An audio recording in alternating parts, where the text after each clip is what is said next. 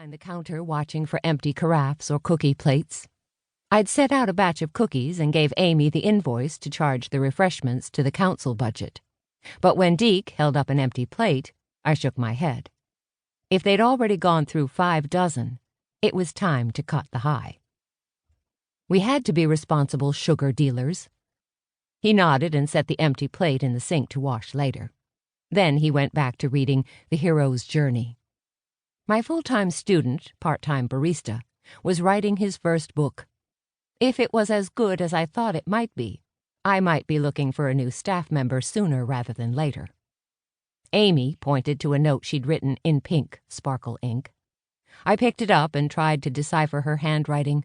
Reading it quietly aloud, I stared at her. "Gunt Toddy?" Amy shook her head. She leaned close and whispered, "Lunch today, silly. Sounds good, if we can ever get out of here." I leaned closer. I didn't really need to know all about the wondrous world of Tool. "You need to pay attention. Greg's going to slip that ring on your finger before you know it. Then who's going to plan your event?" Amy looked floored that I was even considering not taking copious notes on the lecture. "You, Aunt Jackie. This woman I don't know who's talking to us. There are some things I don't need to know." I sighed as Amy pointed to the speaker and pushed some loose pink paper in front of me. I guessed I wasn't getting out of the discussion as quickly as I'd hoped. I gave Deke one last desperate glance in the hope that he might need me for something. But when he ignored my unspoken cry for help, I settled down and tried to write down the highlights of the talk.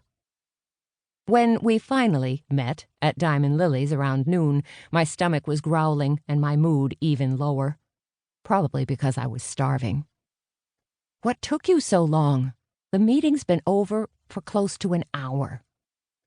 I waved away Amy's question and took the glass of tea that our waitress had poured as soon as she'd seen me walk into the diner. What can I say? She knows me. "You're the best, Carrie." "You're just more predictable than most. Shrimp basket with fries for you and a double cheeseburger, medium fries, and a vanilla milkshake for Amy. Right?" We nodded. I used to be amazed at Carrie's ability to read our minds, until I wrote down what I ate each day at the diner and realized I did eat the same thing, time after time. I knew what I liked, and I didn't like change. I'd made ordering lunch easy. Amy still thought it was odd, and she shook her head as Carrie left. "I know you say it's just being a good waitress, but man, sometimes she's creepy good in guessing what I want to eat." I decided to change the subject rather than get into a discussion of statistics and probabilities. "So why lunch on a Tuesday? Usually you're too busy with city council stuff to get away." "I wanted to talk to you about the upcoming trip next weekend. You're ready, right? And Greg's still coming. Justin's friends are all bailing on him except for his best man, and he's being cagey about the trip. Who says no to a paid trip to Vegas?" Amy sipped her iced tea, then pulled out a small book covered with a bird binding. It had a latch like a journal or a diary. She opened the book and glanced through a few pages. "Anyway, I was wondering if I should bring the napkin runners to work on while we're there.